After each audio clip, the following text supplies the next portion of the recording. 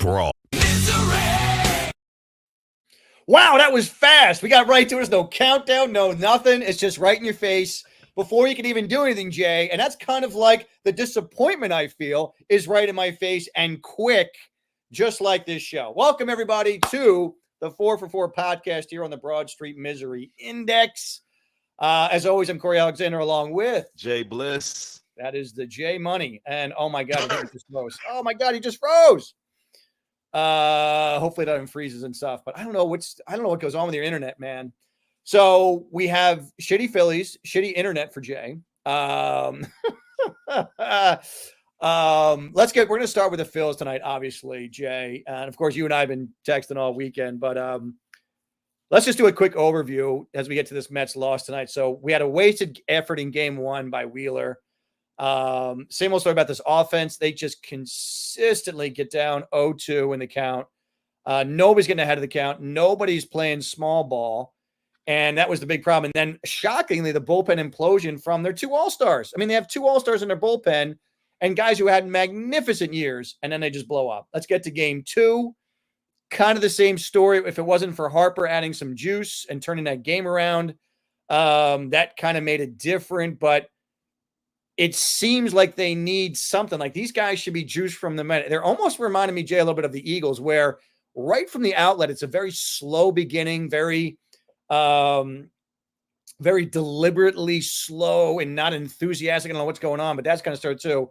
And then let's get to game three. I think it's the same thing again. It's this, these guys aren't juiced up and they're not playing well. And they're just swinging wildly. It's 0-2, 0-2, 1-2. And then they got it, and Harper's thing was classic tonight. I mean, he had one right down the middle that he missed. Then he had one that was kind of outside. And that's a tough pitch, right? But then the other one was way the hell outside and he's swinging at it. So there's a pattern coming here, Jay. The offense doesn't seem to be in sync. I was going to ask, who really needs to step up in this point, but how do you see game four going? And who's the guy you really think, if you had to pick one guy, it's like, if this guy doesn't start doing something, we're done. You got to pick one. I know everybody needs to step up. But everybody. I think it starts with Trey Turner. Okay. I like that. I think it starts with Trey Turner because Schwarber is a one-trick pony. Absolutely. He's either getting on base or he ain't.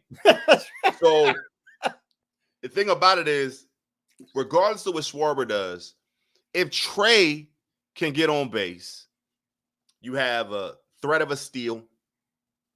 You have the, oh shit, Bryce is up, and I got a man on base. And you have the option of Bryce getting walked because they're worried about it's already a man on base. Yep. But Bryce has to be patient enough to say, I got a base runner. Let me take the first two pitches. Or the first pitch at least. And let's see if we can get something going. But it has to start with Trey.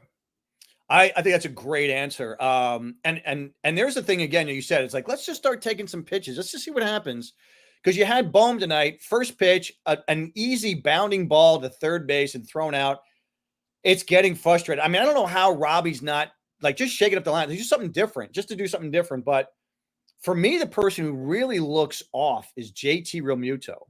Yeah. I don't know what is going on with that cat, but he's swinging out of the zone. He's not putting the bat on the ball. He has been awful. I mean, I think up until tonight, I got to see tonight just real fast, but I think he hasn't had a hit yet. I could be wrong. Let me just check real fast. Let's look at the old box score here. Yes, JT Realmuto does not have a hit. He's hitting batting zeros. Austin Hayes. By the time they get down to JT, it's like, man, whatever. Get this in and over with. Get these batters out of here so we can get back to the top of the lineup. I mean, Alec Bohm is 1 for 10. Realmuto is 0 for 9. I mean, you're talking about these guys that it's like once they get past Harper and Castellanos, it's like, who you got? You got nothing else. Nothing. So I think, but JT, like that's where if JT steps up and he starts ripping doubles, don't give me home runs, just give me doubles, right? They're going to put the fear in God. Like we can't keep walking, Harper and Castellanos because these guys are stepping up.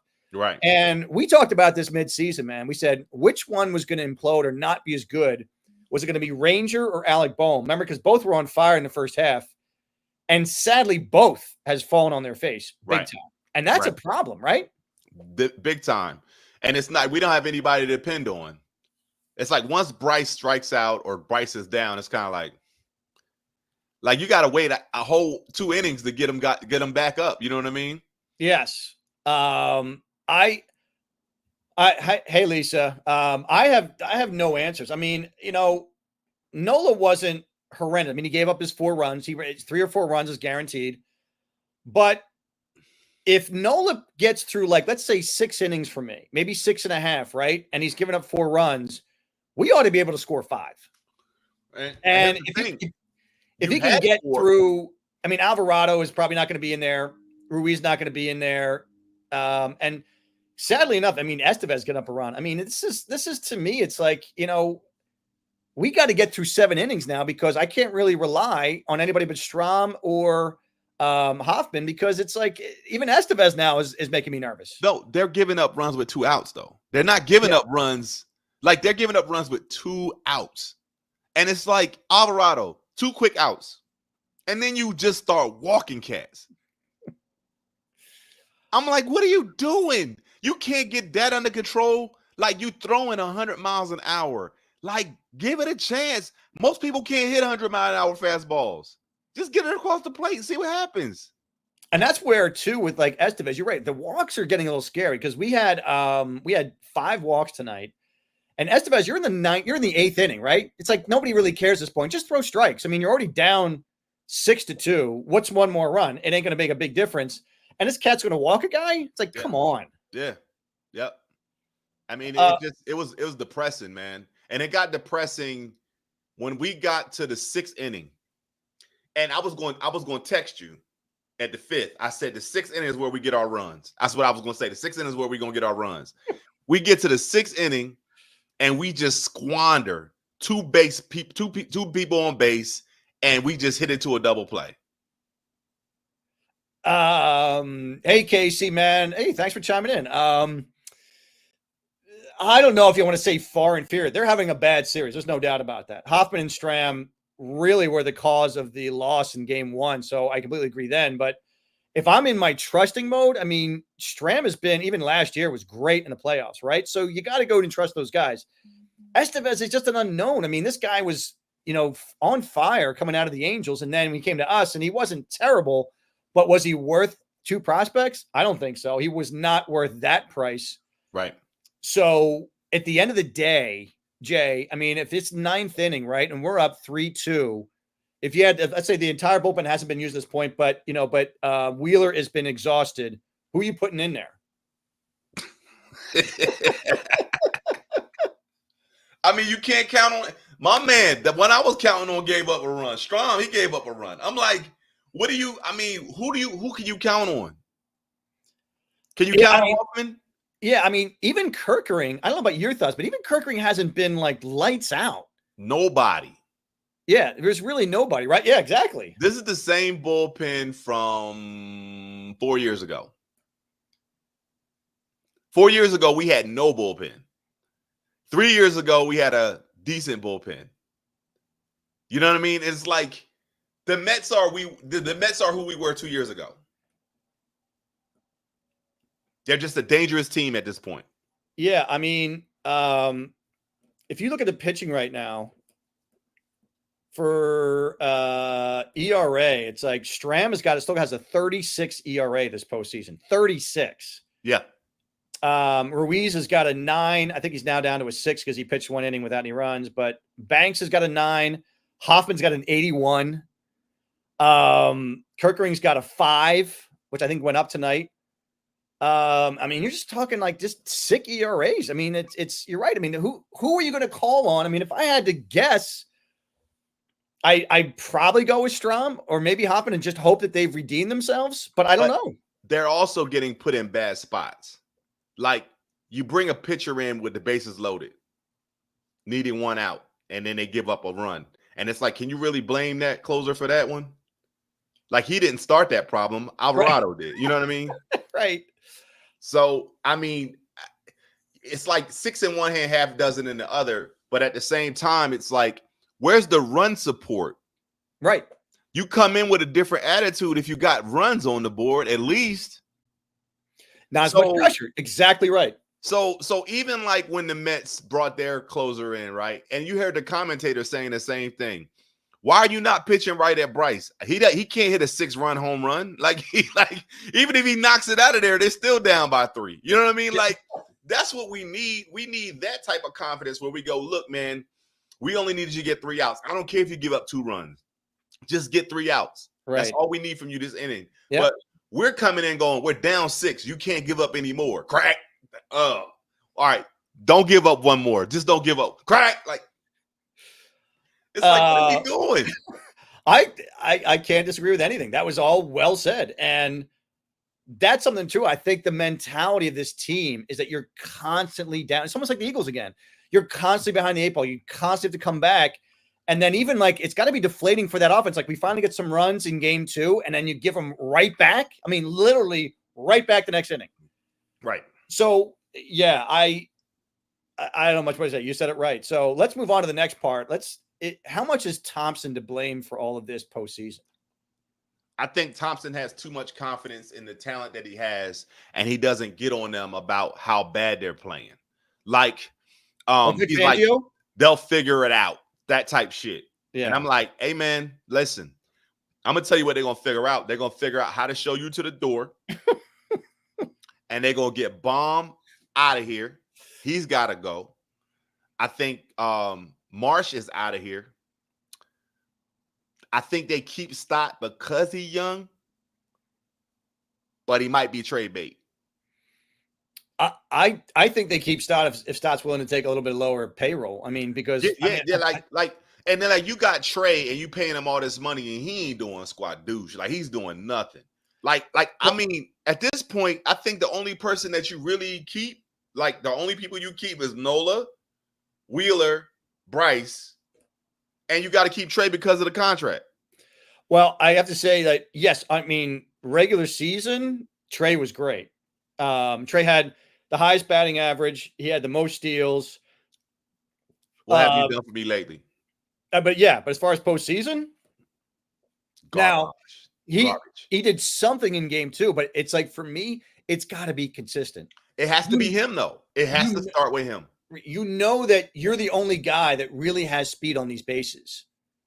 Because when Castellanos hit that hit, I mean, he was rounding third before that ball even got to the wall. That bad boy was gone. I mean, gone. He just burned. So I think for me, Thompson has got to take the lion's share of this problem, because I don't know why this team, just like Sirianni, why is this team not ready to play from pitch 1?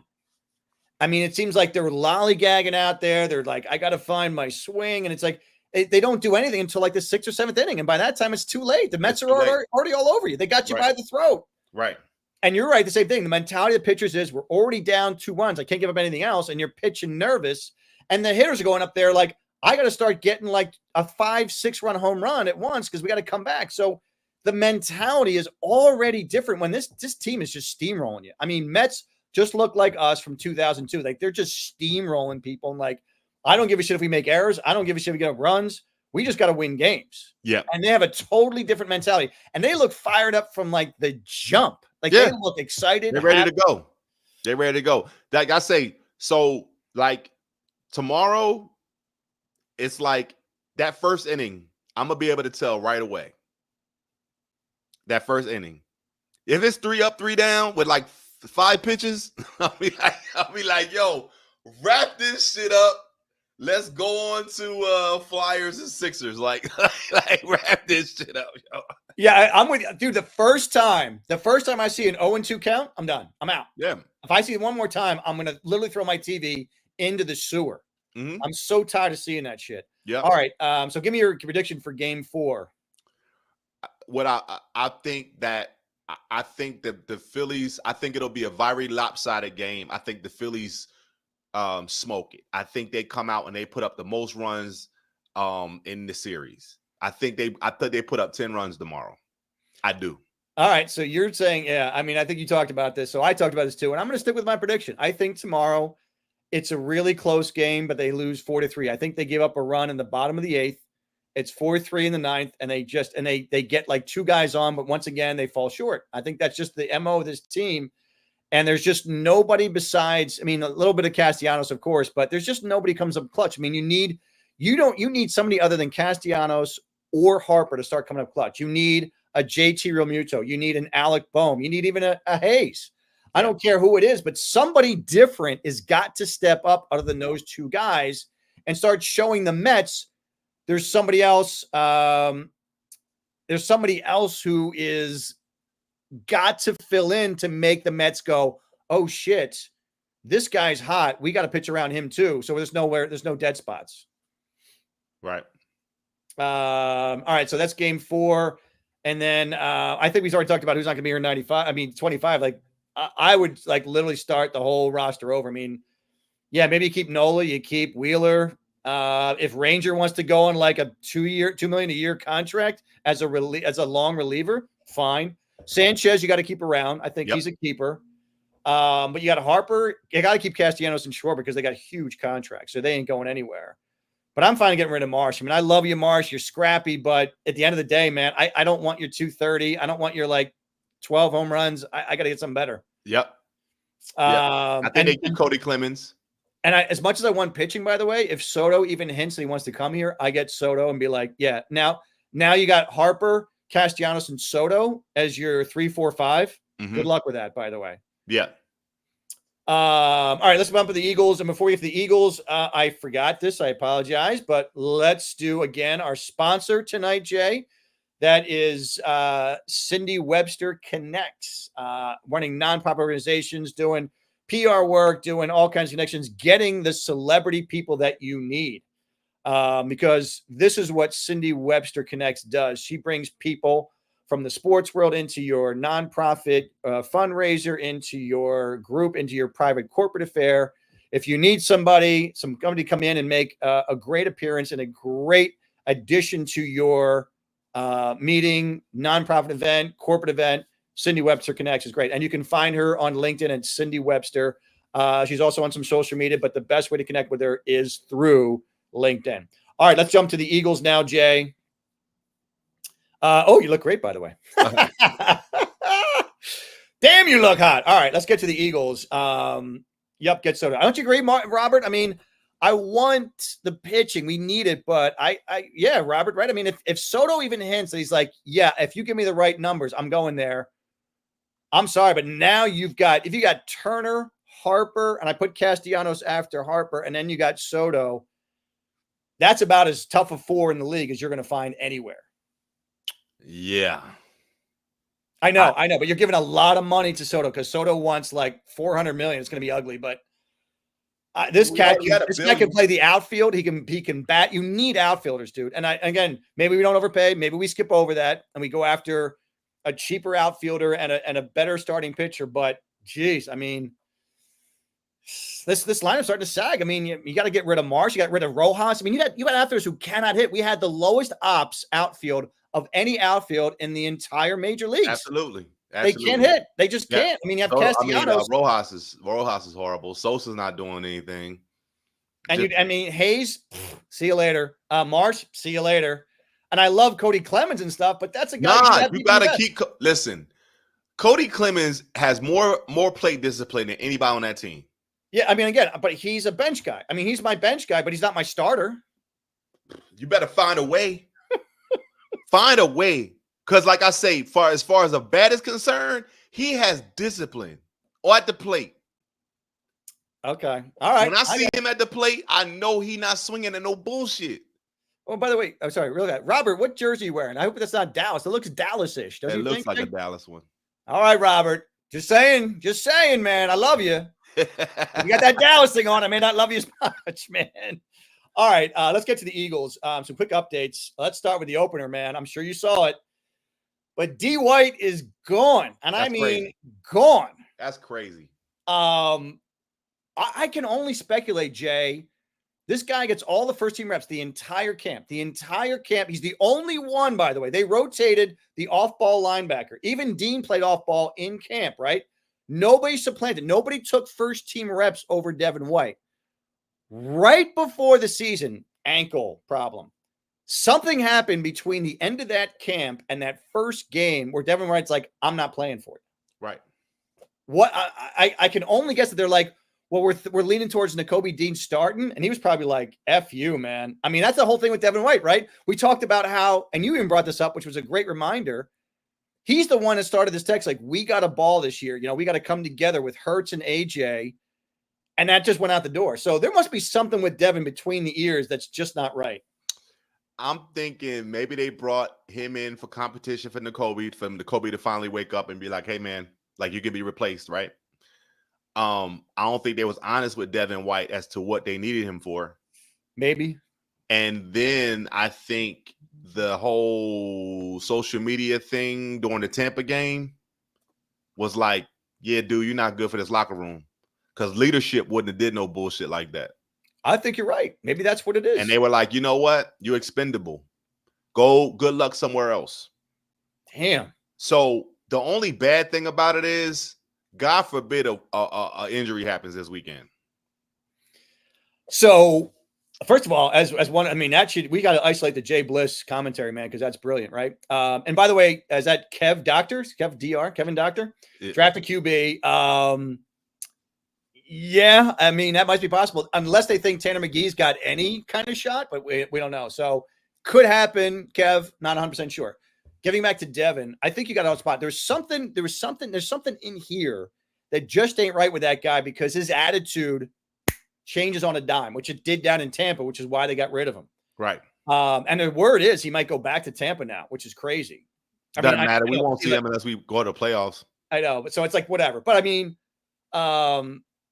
he's got ability, but it's like, that to me, that's the difference when you got these first round, seventh round, whatever it is. Brady's mentality, I think, was what had pushed him over as a 6th round pick. There was just something mentally strong about him. And that's where it comes down to. Like Jalen Carter, if he had the mind of Brady, that guy would be Aaron Donald too. Right. But he does not have that fire and desire at every snap to be the best person on that field. It's only Jay when he gets pissed off. He's like, all right, now I'm going to really play. Right. Why are you playing like that every game? Get pissed off. Do the thing where, what was that guy, that big Monmouth D tackle that had somebody slap him in the face before he went? Oh, yeah. I mean, Albert Hainsworth. You'd be like Brian Dawkins.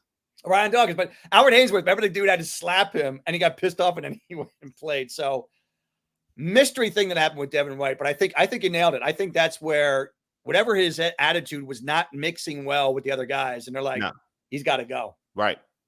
And I think they like guys like Nakobe Dean who are good leaders, good guys. They just can't play. So I would like to have a good locker room chemistry, but we got to have cats that can ball. We're one step closer to getting Trout on the field.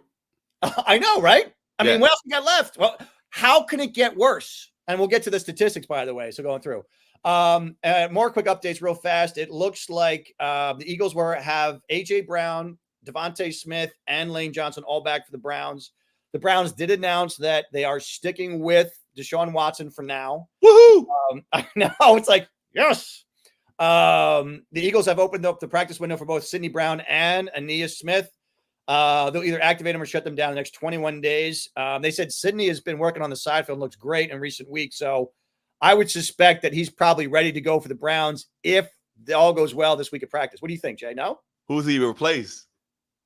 Dude, anybody. Oh my God. In the safety, like CJ GJ. I mean, Thank you. I wanted to hear you say it. I put CJ GJ in the slot and be like, good luck, because that's what you're playing, because you can't handle the safety duties. You don't have the lines. You don't have the angles. So let Sidney Brown make the tackles. You stay with the slot receiver, and I'm good with that. Yep. So I'm all good with that. And then I'm like, I'm okay with Tristan McCollum being the third safety. Like, I'm okay with that. Right. So anyway, a couple of quick things, by the way. So Mahomes, by the way, 6 touchdowns, 6 interceptions, 1,200 yards, an 88 quarterback rating, a 55 QBR rating. He's not much better than Hurts right now. Nope. And this is crazy. And he's 5-0. Yep. There's something that difference maker with he's thrown 6 picks, but he doesn't really fumble. But he has as much picks as Jalen, and yet he's 5-0. Their defense is better. Their defense is better. I'll give you that. But also, too, the guy still throws for like 300 yards easily. Even though he's throwing a pick, he was no touchdowns and 1 pick last night for like an 83 rating. But that guy wills his team to win without his best receivers, Jay. There's something to be said of what Holmes is doing versus Hurts is doing. There's 2 different things that I can lean on. Go ahead. Consistency with his coaching staff. Number 1. He knows that offense because he's been in it for 6 years. Hurts has had changes every single year he's been in the league. Nothing's been consistent. Nothing. So I will give him that. If he had the same offense for 5 years straight, we wouldn't be having this conversation because he would know the playbook like the back of his hand. But we're too busy throwing bubble screens and throwing to the outside for every damn play. And we get 3rd and long and we have no play to get past the sticks. Like that's what it is. And Jalen can do a better job of reading defenses and understanding blitz. But I mean, I'll give him this year and I'll see how he does. But his weapons are back. So hand the ball off to Saquon and win these damn games. I'll tell you what. I would love to go back to the Andy Reid era. That game against Washington and be like, put a Hurts under center, very first play of the game, play action pass from Barkley, take it from Barkley, and then throw down to Smith, not AJ. Let AJ be the decoy and let Smith just want to fly and just go for it. Just what happens. I don't care if you throw a pick. I don't care if it's incomplete. Just try it. Just so the defense goes, and make that defense play defense. And make that defense go, holy shit, that was a little scary. I mean, he almost got a touchdown on the first play. We got to play back. Put them on their heels right off the bat. Beautiful. If you throw a little 2-yard dink, I'm a defense. I'm like, that's going to be the same thing all game. We can handle that shit. Yeah. So right now, the biggest problems here, let's get into Hurts Sirianni, but the 4 problems I see, and let's get into Hurts Sirianni, but Hurts turnovers, poor tackling, very slow starts, Jay. This is along with the Phillies. Very slow starts, uninspired, insipid, unimaginable first quarter blues where we haven't scored a first quarter point in 7 games, I believe. Let me tell you something. If we go out Sunday and the Browns get up on us 10-0, I'm going to lose my shit. I'm going to lose my shit. I tell you, man, we're dangerously close if we lose to the Browns. And even if we win like 21-20. And where I watch the game at, right next door is a Browns bar. Wow. Right next door is a Browns bar. Oh, so boy. they see me walk in every Sunday and they see me walk out. And when I walk in, I know I'm going to get heckled, first of all. I better be able to walk out that damn bar. I know that. Yeah, so Hurts turnovers, poor tackling, slow starts, and lack of sacks. I think those are the 4 main issues right now. So just to get on the Hurts Sirianni dynamic. So this is a recent one. When asked about having Sirianni's voice in the locker room and sharing the same ideas, this was a week ago. Hurts said, "We have our moments." Right. As we've talked about, that ain't good, brother. That ain't good at all. He don't like them. So, yeah, the crazy thing about it is like winning doesn't solve everything because it doesn't. You know what I mean? And Howie's got a decision to make. Like you had the decision in the offseason, and I'm sure you talked to Jalen Hurts in the offseason before you made the decision to keep Sirianni. But Howie, that was your call. Like that was your call. Yep. These defensive players that you selected, that was your call. These draft picks you selected, that was your call. The fact you kept Sirianni, it was your call. So the fact that you were the poster boy for everything that went right with the Eagles 2 years ago, it's all on you right now for everything that's going to shit. Sirianni was supposed to get fired last year. If he was fired, we wouldn't be having this conversation right now. I think you're right. I think that really, I'm really surprised when they brought him back. I didn't really think he was going to survive that, especially with the disconnect between Hurts and Sirianni. And from what I understand, this is also recent. During the beginning of the year, when everybody said it's copacetic for now, just over these 4 games, this inside source says Hurts doesn't respect Sirianni's X's and O's, and it's getting worse. That's what it comes down to. Is like, see, he just doesn't respect Sirianni's mind and his game. He doesn't think it's like an overall bad scheme. It's just not a good scheme for him and the club. That's what he doesn't like. And he's insistent on telling Sirianni, here's what I do best. Here's what I can do. And Sirianni's like, no, we're fitting a square peg in a round hole. I think that's why they keep butting heads. Even with Brian Johnson, the offense should have been better than it was, which means Sirianni isn't that alpha dog. And he isn't that genius level with the offense, right? So if you take over as a coach, and then somebody else gave this point, you better be somewhat genius in offense or defense, right, Jay? Like you better have either the most brilliant offensive mind or the most brilliant defensive line and become coach, and then you can disseminate what it is, right? But I'm not getting that Sirianni is genius at offense. Like this is what you do. Well, he came from the Colts. Like what were the Colts doing that was so mind blowing? Nothing. That's what I'm saying. Like even when they hired him, he's like, I'm gonna implement. I'm like, what are you implementing? I don't remember y'all being in the playoffs. Yeah, I mean, did I like what's his face who left? You talk about with the Eagles? Yeah, when they went to the Colts. Who was the head coach guy? Oh, what the hell? I can't remember his name now. Yeah, anyway, we're bad. When he went. I told you when Shane Steichen. Yeah, Shane Steichen, yeah. But before Shane, it was what's his face? With the Super Bowl year? With Peterson, yeah, with Peterson. Yeah. Oh, you talking about the coach that he only got hired because old boy from New England didn't. Yeah, decked out at the last minute. I know, right. Damn. Anyway, when he went to the Colts, right? Like he tutored Sirianni and he had some good mind, but there was something with the chemistry with Shane. And I told you this. This was another inside source that said Shane Steichen realized mid-season that he's like, Hurts is like, okay, he's not bad in looking at defense, but he's not great. It's not his strength. His strength is giving that one read and going or running the ball or making the threat of a run. And they shut down kind of the throwing offense and didn't tell anybody and geared to his strengths. And that's why the Eagles were even better, even though they had strangely curtailed Jay, that whole book so he could focus on what he needed to focus on and what he liked. And that's where he played better, right? Because he believed in Shane Steichen, believed in that offense, believed in his abilities to run that well, simplifying it for him. Right.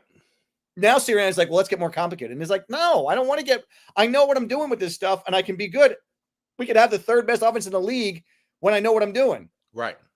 And then all of a sudden it's like, that's why I don't think they don't play well. And to me, I kind of believe now at 2-2, the way that they're just not getting along. If Sirianni does not win, I mean, he needs to win the Super Bowl. If he does not win the Super Bowl, I don't believe he's around. Even if he gets to the championship game and loses, I think he's gone. Yeah, I mean, here's the thing. Run the ball. Like we've been saying that shit for the last 20 years. Saquon Barkley getting the ball 10 times when you don't have AJ or Devontae is criminal. Right. Like everybody know he was supposed to get the ball. So right. My question is, when we go against the Browns, if he don't have 12 touches in the first half, I'm going to lose my shit. I'm going to lose my shit. Frank Reich, there it is. Frank Reich, thank you. Yes. Yeah. I'm going to lose my shit. So it's basically like there's a lot of things that I'm going to be looking at. But over the next 4 games, we play the Browns, and I don't know what order is, but we play the Browns, we play the Bengals, we play Jacksonville, and we play. There's 4 trash teams we play. It's the Browns, Jacksonville, Bengals, the Bengals, and I can't remember the last team. We supposed to win all 4 of those games. Yeah, maybe Panthers. Anyway, not the Panthers yet. All right, hold on. I'll tell you right now. But Giants. The Giants. It's the Giants. Them 4 games right there. That's the 4 teams we play. The only team I think we might have a problem with is the Bengals. Because they're desperate. They're 1-4. So yeah, it goes Browns, Giants, Bengals, Jaguars. And we're home against Cleveland and Jacksonville. We're away against the Giants and Bengals. But here's the thing. Giants have gotten better. No, they haven't. Stop. Listen, man. listen, man. They have not gotten better, man. They played Seattle, with injuries, dude. That is a horrible team, man, right now. Stop. You on the same thing with Washington. Washington good. They not. And you're gonna see it this weekend when they lose badly to the Ravens. You're gonna be like, oh, they don't even look like the same team. They gonna get thrashed. Dallas is gonna lose to Detroit. Washington's gonna lose to the damn Ravens. We gonna beat the Browns, and the Giants are gonna lose again because they're the Giants. Stop it. Stop it. Well, it's at the Giants and at the Bengals, so there's still going to be tough road games because it's a division game, Jay. The So only reason it'll be tough in New York is because they got horrible field and we got to worry about injuries. That's the only time we got to worry about the Giants. The Giants will not win that game. Saquon is going to go off that game. Oh, and that's the other things too, is when you're talking about, getting his touches, right? Do you realize, and this is why they're going to be like, well, we didn't have many things. They kind of keyed in on Barkley. Okay. You do have the chance to look back one game to New Orleans. The time he ran for that 60-yard touchdown, there was 8 in the box. 8 in the box. And once he got past that first level, that's why nobody could catch him, because he was past every defender. In on him all you want. That's Saquon damn Barkley, man. Yes. I don't give a damn. Oh, all right. So let's get into, and by the way, I also think with Sirianni, I just don't seem like they play for Frank Reich. There it is. Thank you, Jim Owens. Is that Jim Owens? Thank you, Jim. They don't think they really play for Sirianni anymore. Like, I just don't see them getting up for these games. And it's got to be partly due to the coach. And everybody talks about that first press conference. That's what I'm also wondering. Is that really a window into who he is? Because it's like, you see D'Amico Ryan's press conference? Brilliant. Yeah. It was structured. It was detailed. It was delivered right. Did you ever see Sean McVay's conference? If you ever roll back to Sean McVay's opening conference, again, it was detailed. It was focused. It was magnificent. It was flowing. He knew what he was talking about. He had different points of interest to make. Sirianni's like, well, we got that. Dude, completely unprepared. And this might have been a microcosm of who he is as a coach. Yeah. He's all about enthusiasm and rah-rah guy. But when it comes down to it, can this guy really handle being a head coach? And if he says dog mentality one more damn time, I swear to God, I'm a smack that dude. I don't want to hear that shit no more. And here's the other thing. Ready? This is what bothered me about it. So talk about Saquon Barkley. Ready for this, Jay? I don't know if you read this, but he spoke the other day about how Saquon Barkley had 2 carries on the Eagles' first 3 drives against the Bucs. He said the Eagles only had 9 total plays on those 3 drives, so there just weren't many opportunities for him to carry the ball. Then he corrected himself and explained that it was actually 6 opportunities for Barkley to run the ball, not 9, because 3 of those plays were third downs. So the inference of that statement says, when we get to third down, we're not going to use Barkley. So you just told the whole league, by the way, on third down, we're not running the football with Barkley, or we're throwing it to him either. So we're going to be looking for A.J. Brown or Smitty. You dumbass. Not only did you speak incorrectly, like, why would you not have Barkley? If it's 3rd and 4, I got no problem giving it to Barkley. He could probably make 4 yards. Well, you can get 3 and still could do the tush push. Exactly. So I'm okay with Hurts not fumbling it, not throwing an interception on 3rd and 4, giving it to Barkley, who's going to probably get the first down if he does, and he's close enough to get the tush push. So maybe he was so genius that he did that shit on purpose. No, it's not his game. He's dumb to a fault. Does that not scare you, Jay? Okay, so who's dumber, him or Rich Kotite? Oh, definitely Sirianni. Well, actually, no. I got to take it back. Kotite was dumb because he was so dumb. Seth Joyner punched him. That's right. How dumb Kotite was. Is that you pissed off a guy who's on your team? Right. I just think that Sirianni, when he says stuff like that, it's like, dude, that's who he is. I think that's the showing his incompetence of who he is as a coach. He'll be gone, man. He'll be gone. And here's another thing, quick, Hurts, and then we'll get to the other stuff. Hurts has thrown short of the first down marker on 35% of his attempts. Hurts is extending plays only to find underneath options rather than making quick decisions within the framework of the progression. So he's back there on like 3rd and 5, but he's throwing 2 yards. Instead of just letting those progressions come and staying in that pocket, he goes out of the pocket and then throws short. He did that with Goddard in the Saints game, which killed me. He was fine in the pocket, and then he rolls out, and then he threw to Goddard, who had a 1-yard gain on 3rd and 8. Well, wait a minute. Let's not act like the pocket's been great though. Come in, let's be honest now. Okay. Like, we got to give him a little bit, because there have been breakdowns like between the middle of the line, which would be the center, right? Right. Becton was hurt. Johnson was hurt, so that right side was not as solid. The consistency he has been on the left side of the line. However, Mailata's let some go too. Like, you got to realize, like, he hasn't had the luxury of what he had over the last 3 years. He just hasn't, and they might get there over the next 3 or 4 weeks. But I mean, the pocket ain't been clean for him. No, I agree. Yeah. So yeah, okay, there could be some of that, but it still bothers me that he's throwing short on nearly 4 out of 10 passes. And some of that might be play calling too. Like the hot read, number one, like you got pressure, you got the hot read or whatever. And maybe those receivers aren't getting there. Like the first week, yeah, everybody was healthy. Everybody was there. Smitty was balling till he got knocked out. You see what I'm saying? Like, he was making those catches. Yeah, he was. The ball was getting there. But you know, it's like we can't lose sight of what has happened over the last 4 games. Okay, well, the other thing too is there was another clip that showed Goddard was open for a 5-yard gain on 1st down, but he held it too long, scrambled out of the pocket, and then threw out of bounds to Barkley. Right. And the thinking is just get the 5 yards. Yeah. If Goddard is open in the middle of the field, get your 5. Now it's 2nd and 5. Yeah. Now you can meet Barkley is going to get 5 yards on 2 downs, maybe even 3. But here's the thing. That's that film study. That's what coaching does. That's when Kellen Moore gets in there and goes, "Hey man, here's your read. You got to go here. You can't go here. Like, go here, get that, and let's move on to the next play." You know what I mean? We'll call that play again later in the game. You see what I'm saying? Like, that's where you say, all right, this is the wrinkle. We got it here. It's set up for a bigger play next time. Right. So Andy Reid was good for that. Andy Reid would run the same play twice. You'd be like, oh shit, he ran the same play.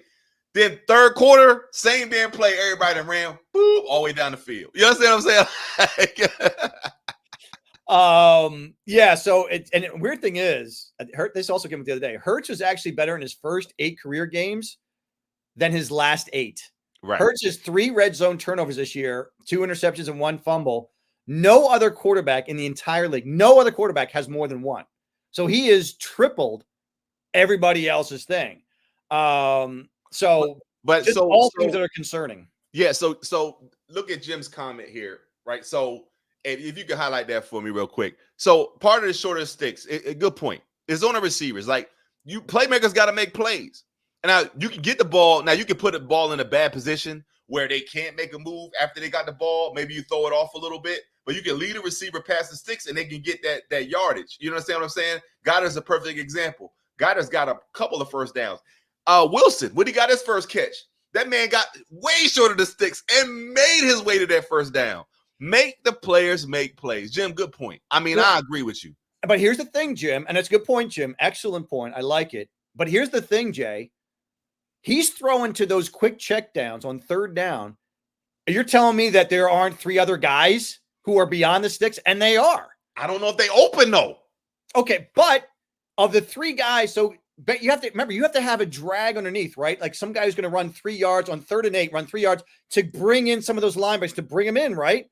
Because even though they know it's like, well, he's short, but we still have to move 1 step closer, which means somebody's 1 step behind you. Right. That's where Hurts has got to recognize that they're going to converge a little bit. You got to maybe go over those linebackers before the safety. There's got to be somebody 9 yards downfield that is going to be at least enough open, Jay, that you could hit that person high, low, to the side, back shoulder.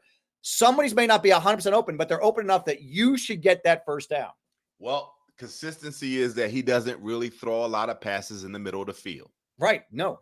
So a lot of them are to the outside. But when he does throw across the middle of the field, them shits be looking nice.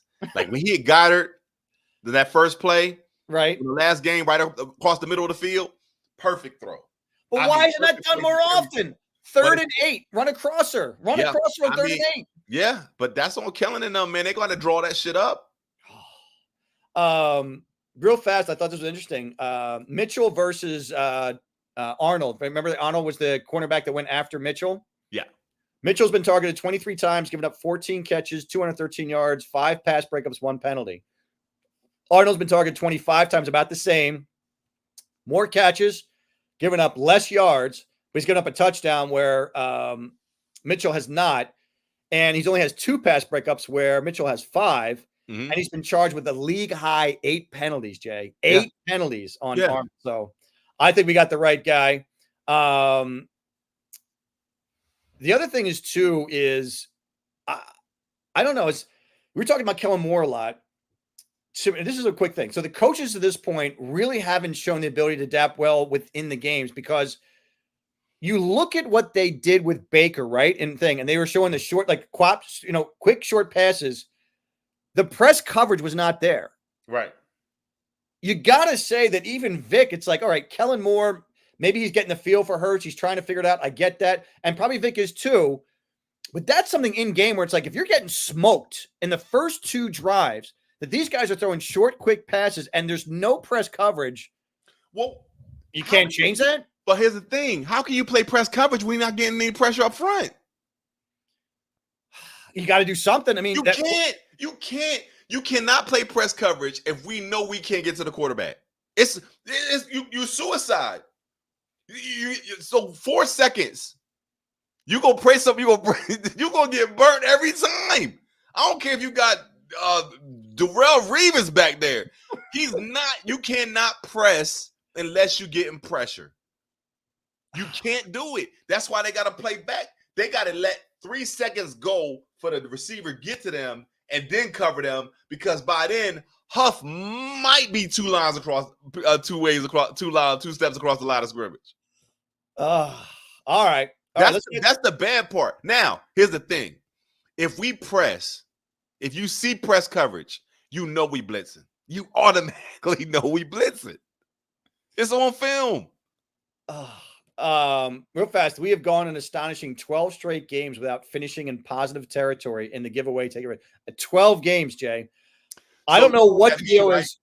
They can't cause a damn fumble. The Eagles have forced just 12 turnovers in their last 18 games. 12 turnovers in 18 games, dating back to the Washington game last year. All that changes starting Sunday, dog.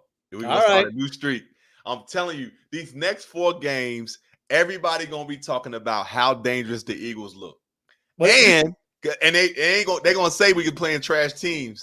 But when we come out of them 4 trash games, it's Cowboys week. And that's when we start losing our shit. Yo, I'm telling you. It's changing. It's turning around. I'm telling you, it's turning around. I'm telling you. I'm recording this because I'm going the opposite way. Write it down. I don't give a I'm telling you. Trust me when I tell you, man. I'm telling you. These next 4 weeks, the Eagles are going to be the hottest team in the league, and everybody going to be like, you know what? It was because AJ and them was hurt. This is the team we thought it was. I'm telling you. It wasn't like the Packers, Atlanta, Bucks are really great teams as it is. So they weren't. They're not. But remember, we didn't play no games in the preseason. I'm telling you, man. I'm telling you. These 4 games, the 2-2, I get it. That's fine. We still gonna finish. What was our prediction? 11-6, 12. 11-6. You had 12-5. I think both of us had 11-6 or 12-5. I think we had. It's still there. We lost games we wasn't supposed to lose. Now that means we're gonna win games we wasn't supposed to win. When they get to that 7th loss, I expect a cigar in the mail. All right, real fast. It don't matter what you smoke.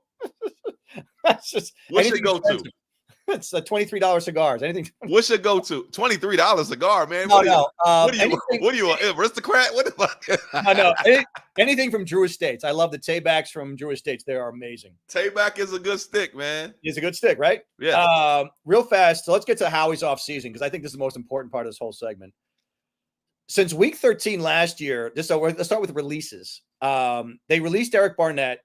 Right now, Derek Barnett has more sacks, 5.5, than all the Eagles' edge rushers combined since week 13 of last year. But he was a problem on the field. I get it. Derek Barnett caused more problems because he would get stupid penalties.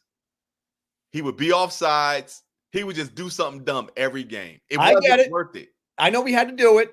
Yeah. But the guy has 2 sacks this year, and no edge rusher has more than 1. Our edge rushers suck. Like I don't know how they're gonna figure that out. I don't know what they're gonna do. They should have cut Huff. That's what they should have did. Yeah. So if you look at how he's off season, let's look back at some of the trades he's made, dude. I went back and looked at all these different trades, and he did make some good ones. Don't get me wrong, but these are all the bad ones I picked out. So he traded Torrey Smith to the Panthers for Darryl Worley. Now, Torrey Smith wasn't doing much. I get it, but Darryl Worley was cut after he was arrested and never played a game for us. Right. So that was pretty bad. Eagles traded a 6th-round pick to the Bucks for Deshaun Jackson and a 7th-round pick. We all know how that ended. That did not go well. He just hurt too much. Yeah. He just got hurt. Traded Zach Ertz in Arizona for a 5th-round pick and Tay Gowan. They end up turning that 5th round into a 4th round and traded that for Jannard Avery, that Browns guy, for the 4th-round pick. Oh, I'm sorry. No, two different things. The 5th-round pick turned into a 4th round, but they didn't get anything for it. And Tay Gowan's gone too. So that didn't work out well. They traded in 2021. They traded a 4th-round pick for Jannard Avery, and we know how that ended. That was a horrendous trade. Right. They traded for Duke Riley and a 2026-round pick for the Falcons for Jonathan Cyprian and a 2027-round pick. Now, Duke Riley had a good year, 1 year for us, but then he walked, and he turned into a very good player for Miami. Very good player. Okay. Then they traded that 6th-round pick to San Francisco for Marquise Goodwin. Remember how that worked out? They traded a 6th-round pick for He Marquise. never played. Exactly. He sat out for the COVID year, and then he just never played. And then he went to play for Chicago, and I think they cut him too. But the guy never played ever again. Right. Traded for Golden Tate for Lions for a 3rd-round pick. We all know how that turned out. He had one of the worst years he ever had one great catch against Chicago, and that was it. Yep. Another bad trade. Eagles traded a 4th-round pick in 2023 for Robert Quinn. Guess how that turned out? Yeah, he was horrible. Horrendous. Eagles traded Reddick for a 3rd-round pick, maybe a 2nd. They're not going to get a 2nd anymore now. The idea here is, should they have just kept him and paid him? Because you can see right now, it's awful without him. It is awful. Yeah, and they should have paid him. They should have just paid the guy. How about the last but not least, the Kevin Byard trade? We traded a 4th-round pick for Kevin Byard. We saw how that turned out. He got an interception this weekend. Yeah, he had 1 interception for us, and that was it. I mean, the guy, and he was terrible. I mean, he was a different player. Let's look at the draft picks right now for how he's off season. Quinyon Mitchell, he has a passer rating of 76.6 when targeting, which is great. 4 sacks, 4 starts, 18 tackles, 6 pass breakups, 25 targets, 13 catches. Again, passer rating of 76.6. 0 penalties, by the way, for him. So good work. Mitchell right now is ranked 33rd best cornerback in the NFL out of 100 plus. Right. So that's pretty damn good. Yeah. And by the way, Arnold is ranked 94th. So good for us. So I think that's to me, that's like a B plus A minus. Yeah. Because he still hasn't been great. I mean, he hasn't been elite, but he's been very good. So I give him a B plus A minus. What do you think? I think Quinyon's that dude, man. I think you're right. I think he's him. And I think he's just getting better. I think he's played 4 games, man. And he's just getting better. He don't back down from nobody. And every time they pass on him, he's right there. I'm like, he's not getting burnt. Yep. He'll never be a Jalen Mills. Hey, man, don't forget Isaiah Jenkins, baby. All right, let's Cooper DeJean. I have him down as incomplete because he really hasn't had an opportunity to do anything yet. I mean, he did have the fumble, but right now I have Cooper DeJean as sort of like a D. I mean, I'll be honest with you. I don't see Cooper being on this team next year. Really? That bad?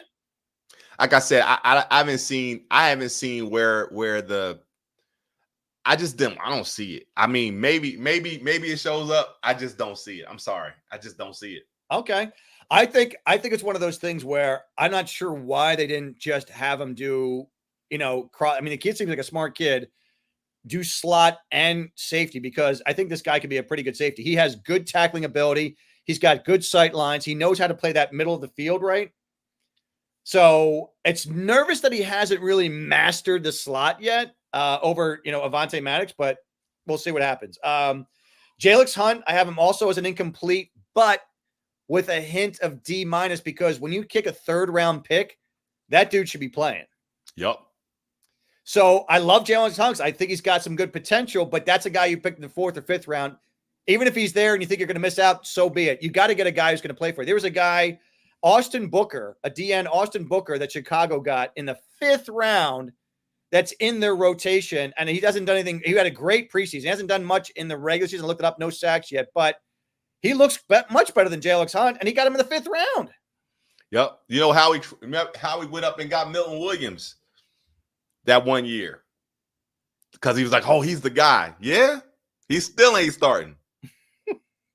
And the guy who went to Detroit is probably as good as Milton Williams, but they're different players-ish. They're more of like, he's like a stopgapper, but there's a guy you could have playing with Jordan Davis to make him a little better as another big, heavy body, but we didn't get that. Now, Milton Williams can knife through and get a quarterback, but I'd rather have a run stopper and not have to go get Jordan Davis and get Kyle Hamilton, and now we've got a much better team. Right. So, again, that's an incomplete /D because that guy's got to be playing. Will Shipley looks like a keeper. He's behind him. He's not getting much per game, but he is averaging 25 yards per kickoff, so it's not too bad. Yeah. So I give it a B-. I mean, he's not playing, but he's not supposed to be playing. But for a 4th round pick, I'll take it. Yep. Aeneas Smith, obviously incomplete. We'll see what happens, but he was looking like a bust, but now could be something. We'll see what happens. Trotter Jr., nothing again as of yet, so I think that's an also incomplete. He's really played special teams. We'll see what he has for the rest of the year. Right. Trevor Keegan, he's mostly inactive, so it's kind of incomplete too, but he was solid but unspectacular in the preseason, so we'll see. Johnny Wilson came back to do a little bit more than we thought, right? I mean, he came back to be better than we thought he was going to be cut. Yeah, you're right. So I would say it's mostly incomplete, but probably a C for now. But I give him a C because it's better than I thought he would be. Yeah. And Dylan McMahon is with the Rams right now, so I kind of give that an F. Like, that's a guy you should have kept, man, and he's gone. Looking back, dude, Nolan Smith right now, he has 1 sack, 1 hurry, 1 tackle for loss, and 3 quarterback hits all last year, and nothing to show this year. And this guy is a 1st round pick. So his first 21 games, 1 sack, 1 hurry, 1 tackle for loss, 3 quarterback hits in 21 games, dude. Did we get him in the 1st? We got him. It was the very last pick of the 1st round. Oh, that's right. Could have had the safety that's from Alabama that's at Detroit, who is magnificent, but we didn't get him either.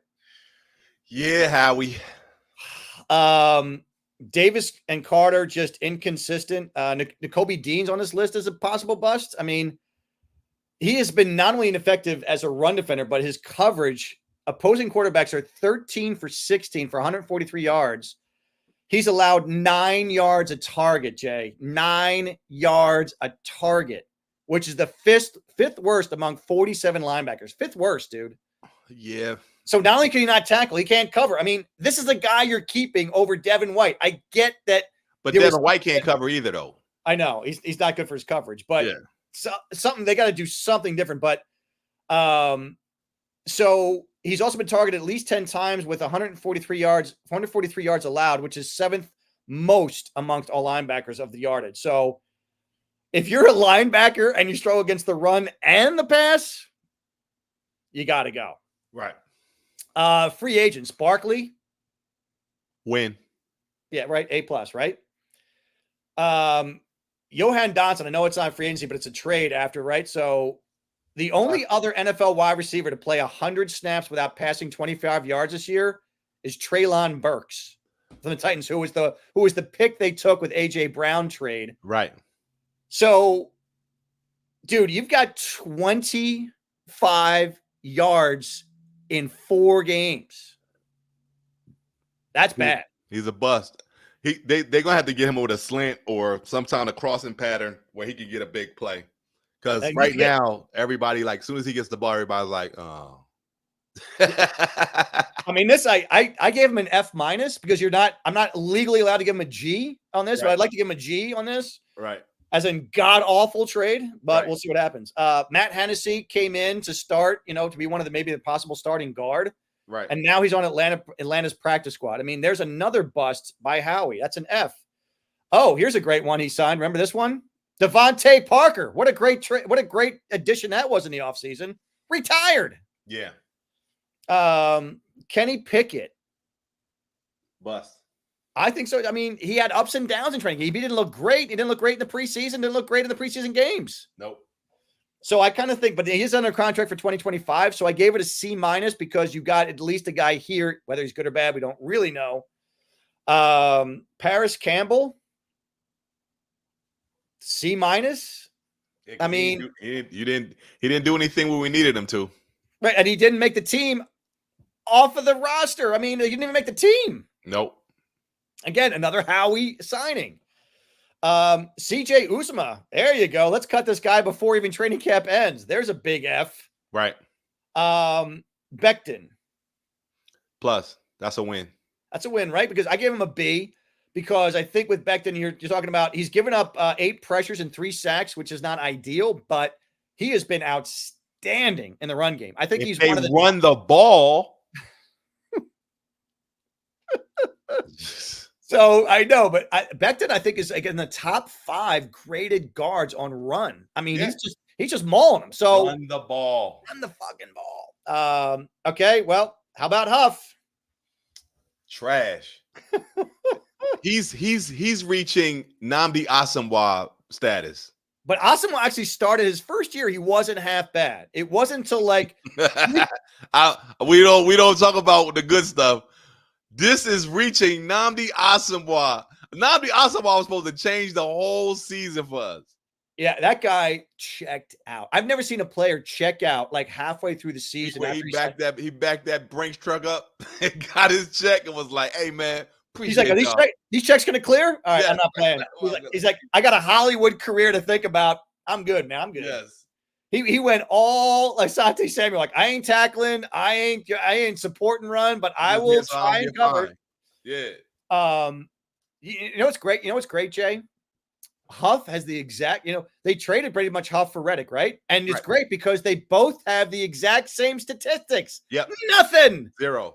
They both have the same stats. And only thing is Reddick hasn't played a damn game. Right. Neither has Huff. Huff is the only edge rusher in the entire NFL to play at least 100 snaps with no sacks and 1 or few tackles. He's the only one. Yeah. He's played 43% of the snaps and has 2 combined tackles, 1 solo, 1 assist. Can you imagine what the sarcasm is going to come from the stands when he finally does something? Oh my God. Oh my God. Philly fans are unforgiving. So there's another G. I mean, F- to a G. I don't know how low we can get. Devin White, there's another F- G. I mean, what a horrendous signing that was. Zach Bond. Plus. Yeah, there you go. I give him a B+. He's been outstanding. He already had a career high in tackles. And he also has 2 sacks, 2 QB hits, and 2 forced fumbles. So, 2 tackles for losses. So he's doing great. Oren Burks. We need to see more. I think he might get some game time action. I think we might see Oren Burks come out, dude, with cutting of Devin White. Yeah. CJ GJ.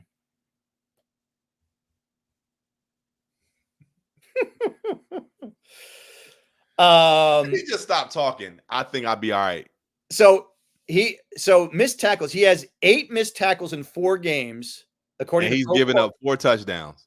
That's the 4th most among defensive players at any position. At any position, he's the 4th worst in missing tackles in the entire league. He's also been a liability in coverage. Quarterbacks are throwing 8 for 13, 176 yards, and an NFL high 4 touchdowns. 4 touchdowns against CJ GJ. Right. You know what his passer rating is? 100%. 145, dude. If you throw in near CJ GJ, you basically have a guaranteed reception. Absolutely. He has the 5th worst. I'm embarrassed to be from Philly. Yeah, tell me about it, Mike. Tell me about it, man. Sing it, sister. In 4 games this season. So he has the 5th worst. That's the 5th worst amongst 136 defensive backs. Wow. That's so bad. This is bad. In 4 games, he doesn't have a pick and only has 2 pass breakups in 4 games, dude. So right now he ranks 66 out of 76 qualified safeties in 2024. He is absolute trash. Next 4 games, baby. Let's get it.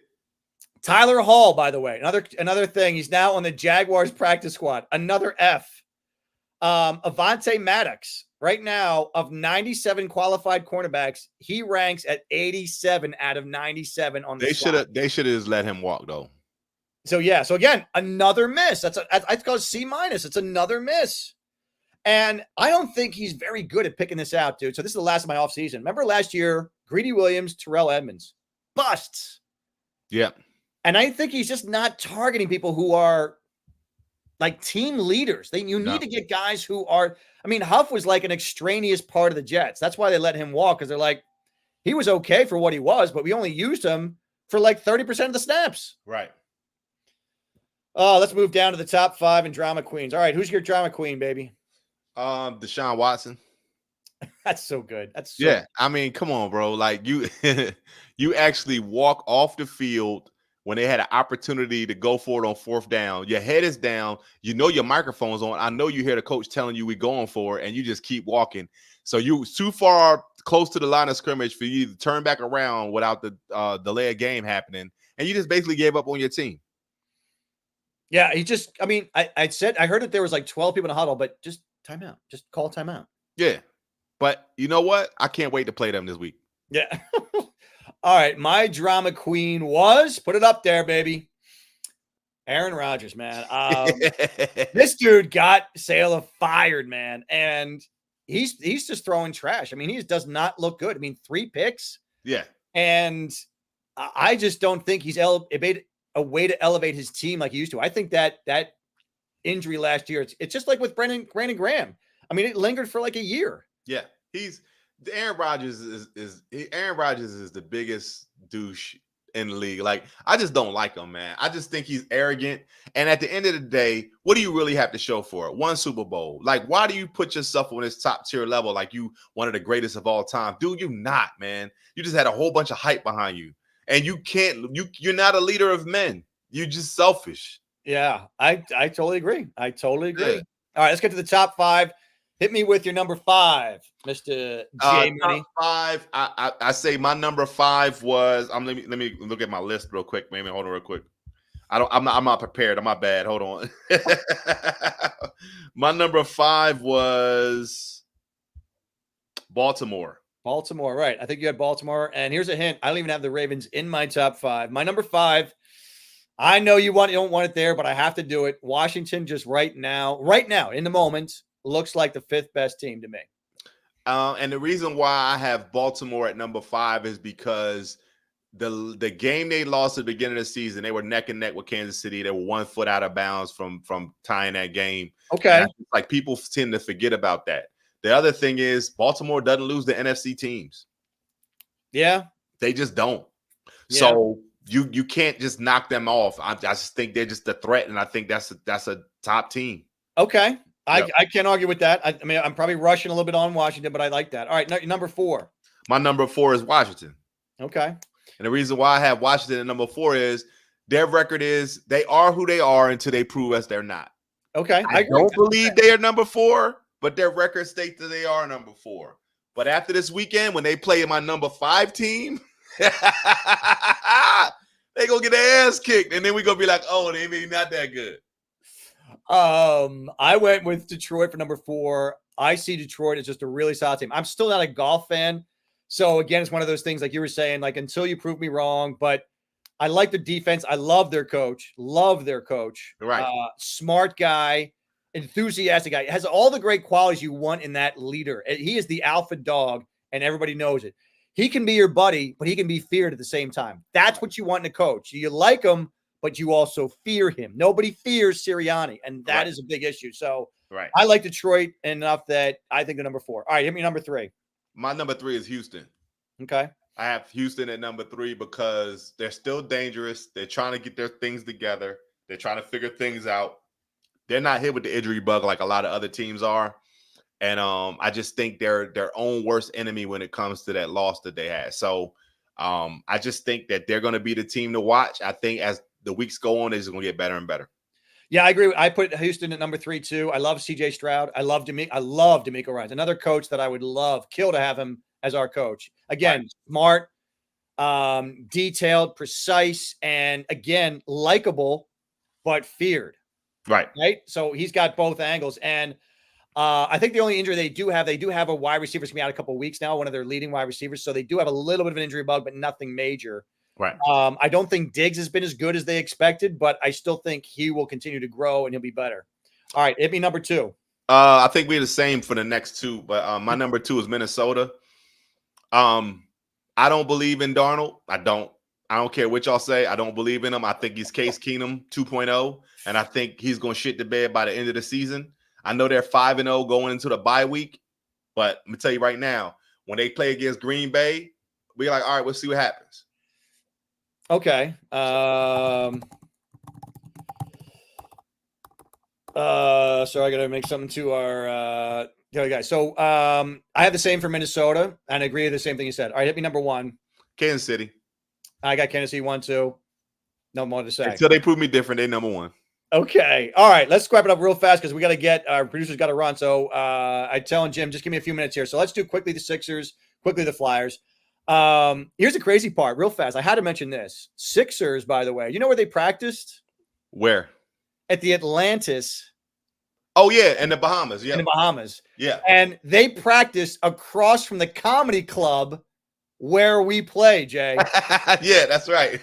They were in the Imperial Ballroom at the Coral. I'm like, dude, I was like 5 months off. I could have hung with the Sixers. Yeah, absolutely. Dude, they did the Leap of Faith water slide, which I did every day. I'm like, that's oh cool. my God. I could have been scooping down with Eric Milton and Joel Embiid. I'm like, oh my God, I was so pissed. Anyway, but McCain talking about the Leap of Faith, man. I'm like, dude, this is awesome. Awesome. They went to Shake Shack. Yeah.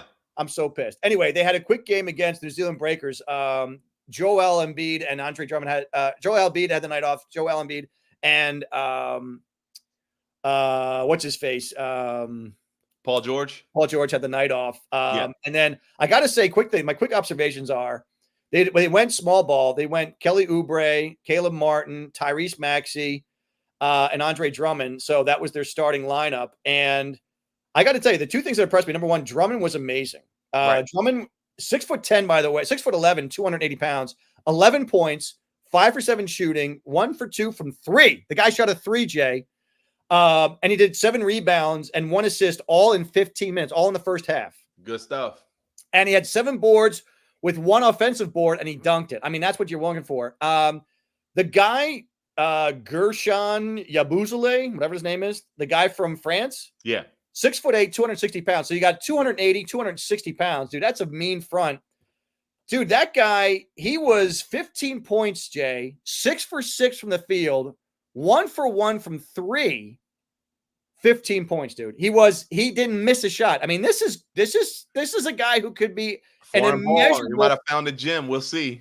That is huge. Reggie Jackson had 15 points. Jeremy McCain had 15 points, but 15 points, 5 for 14 shooting. So I don't think he's quite out of that miserable slump yet. Right. But he was 4 for 9 from 3. He was 5 for 14 overall, but 4 for 9 from 3.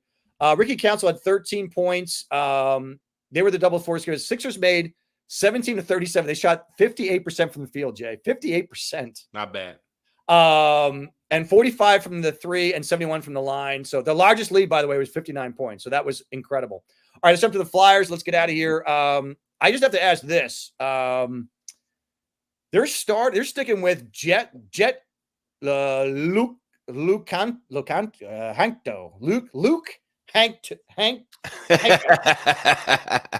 don't know what the hell his name is, but they're going with Jet, their first round pick, who was 13th pick, who most people said wasn't going to the mid-20s and needed 2 years of juniors. Right.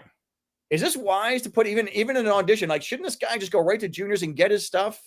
No, let's go. Right. Let's go. Like, we need some spark. We need something to happen here.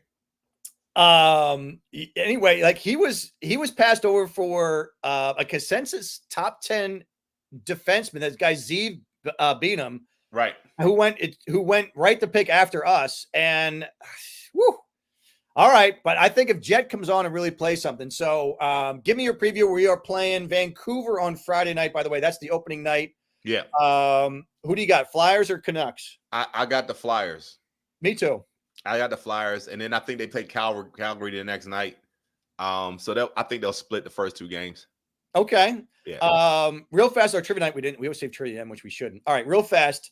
After the 2024 Philadelphia regular season ended yesterday, Nick Castellanos became only the 3rd Philly in franchise history to start all 162 games. Who were the only other 2 Phillies to achieve that mark? In the 100+ history of this franchise. I don't know. Chase Utley. There's only 2 guys. So Chase Utley's not one of them. There's only 2 guys. I don't know. All right. So our trivia question tonight is 3 Phillies in the history of the Phillies have played 162 games. Castellanos was one. Who are the other 2? If you get it right, DM us. We'll send you some merchandise. We got clothes. We've got glassware. We want to hook you up with some good stuff. So send your answers in if you can find it. There's one that's easy, one that's difficult. So hopefully we'll get it done. We'll save the other trivia questions for next time. But thank you guys for joining us here on the Broad Street Misery. We are the 4 for 4 podcast. As always, I'm Corey Alexander with Jay Bliss. Thank you for the sponsorship by Cindy Webster, Cindy Webster Connects. We'll see you next Tuesday, 9 p.m. Eastern Standard Time. God love you. Peace.